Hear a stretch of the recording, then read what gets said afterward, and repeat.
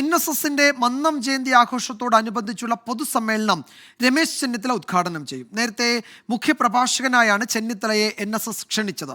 Attorney general R വെങ്കിട്ടരമണിക്ക് പങ്കെടുക്കാൻ അസൗകര്യം അറിയിച്ചതോടെയാണ് ചെന്നിത്തലയെ ഉദ്ഘാടകനായി നിശ്ചയിച്ചത്.